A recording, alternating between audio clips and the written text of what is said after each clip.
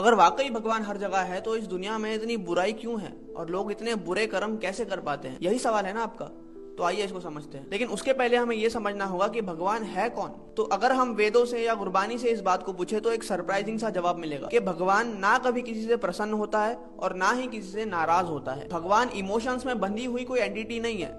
निर्भव निर्वैर मतलब वो ना किसी से कोई दुश्मनी रखता है, ना ही उसका किसी से मोह है या अटैचमेंट है। अब अगर ऐसा है तो सवाल उठेगा कि इस दुनिया में लोगों के साथ इतनी अच्छी चीजें और बुरी चीजें कौन करवाता है।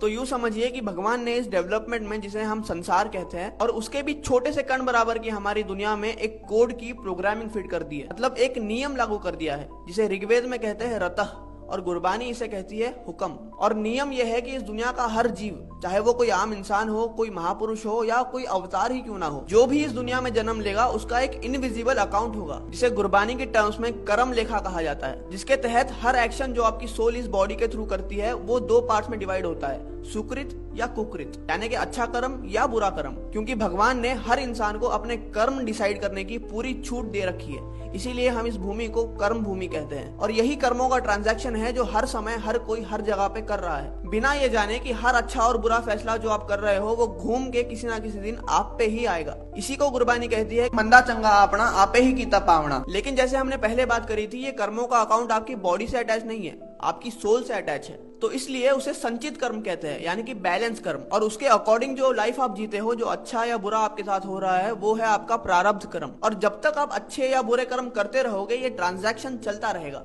इसीलिए अध्यात्म का सारा ज्ञान आपको सिर्फ ये समझाने के लिए है कि वो प्रभु जिसने ये खेल बनाई है, जिसे हम अलग अलग नामों से पुकारते हैं, अगर हम अपने सारे कर्म उसको समर्पित करके करने लग जाए तब जाके वो निष्काम कर्म कहलाएगा। जिसका मतलब है कि वो आपके अकाउंट में ऐड नहीं होगा और आप अपनी सुख और दुख की साइकिल से मुक्त हो जाएंगे। क्योंकि दुख जितना बुरा है, सुख भी उतनी ही बड़ी बॉन्डेज मानी गई है। लेकिन निष्काम कर्म करने के लिए आपको सुचेत होना पड़ेगा, कॉन्शियस होना पड़ेगा। और कॉन्शियस होने के लिए आपको भक्ति का, साधना का सहारा लेना पड़ेगा। लेकिन क्योंकि हमसे निष्काम भक्ति ही नहीं होती, हम समर्पण भी नहीं कर पाते और अपनी सुख और दुख की साइकिल में अटके रह जाते हैं। इसी को भगवान की माया कहा जाता है।